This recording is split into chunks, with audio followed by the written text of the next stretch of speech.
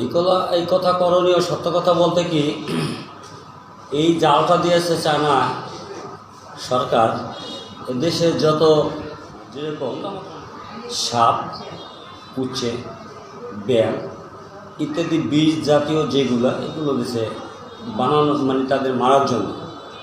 কিন্তু বিষয়টা হচ্ছে কি, এই মারার জন্য দেখা যেতেছে শুধু এইটাই নয়, ইত্যাদি পোকা মাকড়, মাছ বা যত যাবতীয় দ্রব্য জিনিস আছে, এগুলো সবই বাজে। বলা যায়, মৎস্যজীবী হিসাবে বলার আছে যে এই জাল যখন মানুষের উপকারের জন্য আনেছিল, তাতে দেখা গেল অপকার হইতেছে।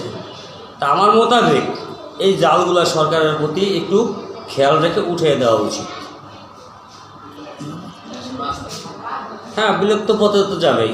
যেখানে আমাদের মাছগুলা সেইগুলো বাজে, এবং যে বাচ্চাগুলো সেইগুলো বাজে, যে বাজার জন্য আমাদের এখন দেশে কোনো মাছই থাকে না, এবং কি ওই জালে গাঁট পোনারা সহ বাজে। তাহলে মাছটা কী করে থাকবে? আমাদের যদি মাছগুলো রক্ষণ না করতে পারি এবং বাচ্চাদের যদি রক্ষা করতে না পারি, তাহলে তো আমাদের দেশে মাছ আসার তো কোনো থাকার প্রশ্নই ওঠে না।